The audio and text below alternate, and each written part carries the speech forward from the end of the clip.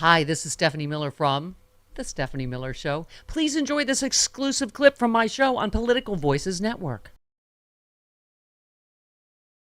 Yeah, I mean, I feel like George Santos embodies all the awfulness that is the GOP right now. Did you see him screaming like a lunatic, first of all, at somebody, a protester, but, it's calling him a terrorist sympathizer. I don't know, but the way he said, I don't care about Palestinians. I thought, oh my God, you're right. It sums up just the awfulness that as you just said, don't be an a-hole on either side. There's so much suffering to go around.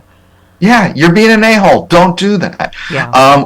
We saw what being a-holes got us in Iraq. Yeah. And also, the thing about going in with this kind of the only way it succeeds on the terms that Netanyahu is kind of building is for there to be a kind of genocide. And I don't know that that's not what he wants. I can't say for sure that that's not what he wants. And I'm not, again, Netanyahu has been the most conservative leader that Israel has seen. And he, anyway, again, I don't want to keep pretending like I have more knowledge than I do just from reading a few articles. You do understand the numbers of Israelis that were just killed, though, Rude? It's way more times than our 9/11. Oh, it's staggering. It's absolutely staggering, and everything should be done to stop Hamas. I think Biden's approach on telling Hezbollah and Iran to just sit this out, is heartening. You keep saying what would happen if Trump had been in office. Well, Trump claims that this wouldn't have happened at all if he was in office. That apparently Hamas would have said, "Oh no, we're not going to attack this operation that they've been planning for years." Yeah. By the way, in my peripheral vision, Jody Hamilton is just. I think we need to send her immediately to the Middle East. She just did this to Clyde, and it seemed to work. And now she's scritching his chin. Has anyone thought about chin scritching? That's just a thought. Yes, okay. That's what we need to do. But, I keep going back to thinking about, the ongoing battles between Ariel Sharon and Yasser Arafat. Yeah. And, we are in a situation where there are too many intransigent people. And that don't want a two-state solution, don't want peace. And by the way, so speaking of our mess, you said if there were sane Republicans, they would become Democrats right now. I mean, I don't have any idea. Do you? It doesn't seem like Jordan has the votes. Again, it literally is like the Middle East. Like, what's next? It's like, okay, is Hamas in the running for Speaker of the House? I don't know, but I don't know what's next after. I have no idea what they're going to do. No, again, a situation we've never been in with a bunch of, narcissists and competent a-holes and no way of getting out of it, Right. You can't un-F this situation. Yeah. So it's, but I'm serious. I do not understand why some of these Republicans in Biden districts don't just become Democrats and declare they're doing it because they want a functioning House for their constituents. It would be an easy move to even go independent and caucus with Democrats. Yeah. Well, you said the problem is the GOP is just a bunch of none of whom gives a about anything other than showing how ish they are, and to rake in the cash, the likes, the future Fox News gig. They're not wired to think maybe we should stop being for a while and see if we can accomplish anything. As someone said, they're not there to do the people's business, period. They're just not. No. It's like if you hired someone to come in and tank your company, It's always springtime for Hitler for the Republicans. Yeah, all over Twitter. Aaron Rupar said, congratulations to American voters for giving Republicans control of the House so they could endlessly fight with each other, do nothing of substance, and be so dysfunctional that Congress is shut down during a global crisis and they can't even agree on a speaker. I mean, this scenario, it just could not be more nightmarish. And by the way, Jim Jordan, I don't know if he has a chance, who knows. Lindy Lee said Jim Jordan smeared a 10-year-old double rape victim who needed an abortion as a liar and then refused to apologize. He smeared dozens of young men and boys at Ohio State as liars and begged them not to expose the pandemic of sexual assault. Congrats, Republicans, you nominated a bona fide psychopath. I mean, we marinate in this, Rude, and I find myself shocked at the state of affairs in our country. And you know what's sad is that he's actually an upgrade from Dennis Hastert. So yeah, someone said that he didn't do the actual molesting himself. It's so yes. Yeah. Wow. Silver linings. Okay. Yeah, I know. But if this is the best they've got for us, I mean, if that's seriously all they've got, then and George Santos, what an embarrassing party! What an embarrassing group to belong to! And again, convince people to leave it. Yeah, and Covey tweets, notice how Matt Gaetz was everywhere when it was time to cause chaos and nowhere to be found now that it's time to find a solution. That's the whole party now. They are not about any kind of solutions. They are about creating chaos and problems. And it was totally and Gates's attack on I'll call it an attack on McCarthy. I mean, in the general scheme of things, screw both of them. But he went after McCarthy solely because of McCarthy allowing the ethics investigation against him, and as revenge. And so that's all it was. It was, all right, you know what? You might end up screwing me over. Well, I'm going to screw you over first. Yeah. Yeah. By the way, tell us about your home state. You said with the election of Republican Jeff Landry as governor, Louisiana is about to become far more awful state. Governor John Bel Edwards, a Democrat, held off a lot of crazy. That dam is going to burst. That's depressing. Oh yeah. I mean, John Bel Edwards. The only reason he was a Democrat that was able to get elected and reelected is because he was a very anti-choice Democrat.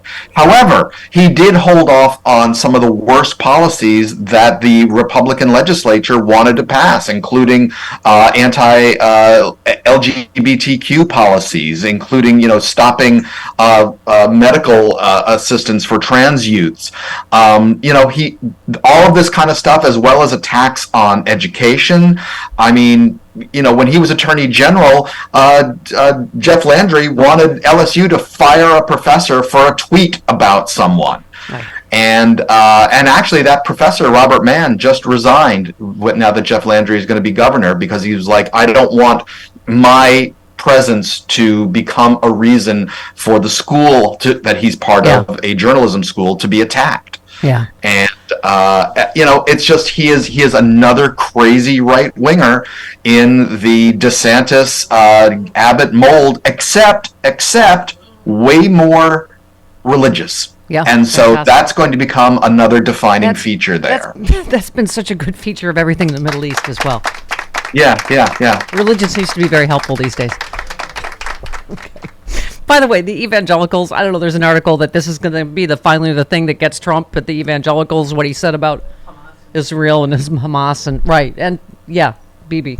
But do you think, I don't know, I don't feel like there's really anything he could say. No, because he's already backtracking. He's already, saying, well, what people are misinterpreting what I said. I didn't say it that way. Like, dude, you remember when Bill Maher lost his show because he praised the 9/11 hijackers and said they were brave, and here you are saying Hezbollah is smart, and like, come on. Yeah.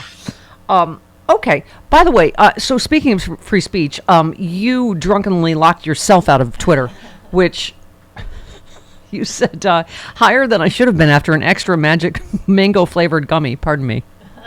I went on Twitter a couple of weeks ago. A few people I trusted were warning of the joint's imminent collapse, so I thought, okay, F it, I'll download my tweets, which is the thing you can do. I had to earn my password, which I thought I knew, but apparently I did not, and I had not saved it anywhere. F it, Stonebrain said again. I'll reset the password. Okay, this is so me. You're so speaking my language. Sean can tell you. I don't. Okay, but then what happened?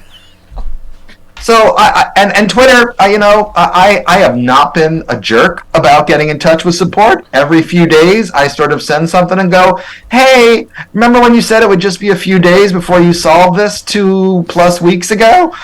I'm still locked out, and honestly, I'm enjoying Threads. I sort of like the challenge of rebuilding an audience there, and right now it sure seems a lot less Nazi Yeah, So yeah. I'm also dabbling in Threads. Yes, you said I thought for the last time I'll just start using Zuckerberg's Twitter thing, Threads, and I have, and it doesn't suck. It's still working on its place in the social media food chain, especially when it comes to breaking news, and it needs direct messaging. I don't give a about hashtags or trending topics. No, I don't feel like I have what little reach I had on Twitter, but the engagement is pretty awesome. The biggest bonus is I don't have to cringe every time I post something because of how up the billionaire owner is. Zuckerberg doesn't hang out and support Nazis. He seems to have discovered how great it is to get laid regularly and work out, and is letting the actual experts work on. So if Elon's remaining sad drone workers ever get around to unlocking my Twitter account, I don't know what I'll do. I may go back using it like a meth addict, finding himself at the Sudafed factory. You said bonus fun. It seems ominous for anyone getting back to me. The company that is allegedly called X still signs its support emails Twitter. They're confused. Maybe they're also on mango gummies. Maybe that's... Twitter support, everything still says Twitter. So, except the sign outside the building and the stupid thing on the app. Do we have any idea mango gummies might have caused the Middle East? Do we have any idea? Oh, you know what? I think mango gummies would help the Middle East because everyone would all of a sudden forget. Instead of dropping leaflets, drop Yeah, that's it. Don't tell people just to hang out and vibe. All right, sir. You are. By the way, as you mentioned, you have a Patreon, and there's filthy scribblings over there. So go support our friend. We love you. There are. One of the things I'm doing over there, real quick, is I am every month I'm reviewing a new PragerU video for kids. Oh dear God. So come on over there and you can see what I've said about the Booker T. Washington video and the. I used to work on the old station with that Prager. Yeah, he interviewed me once on his show, and his only question was, "Are you a lesbian?" And my only answer was, "Are you the alternative?" And that was the shortest interview, and then I left because I had to go. Yeah. Okay. Lipless people just sort of skeeve me out, so and all Prager's definitely one of those, and he keeps licking where there should be lips, and it's just. All right, get out now before I get in more trouble. Goodbye. Oh, hi, I'm here with sexy liberal John Fugelsang wearing my Los Angeles sexy liberal shirt. Oh my God, we have an LA show coming up October 21st, but how else could you see it, John? Could you see it? I'm so glad you asked. For a limited time, you can see the show live via pay-per-view if you go to sexyliberal.com. All the laughs, you'll miss nothing. I can stream it from all around the world? All around the world, in your car, while you're driving. Watch it at home. Sexyliberal.com, yeah.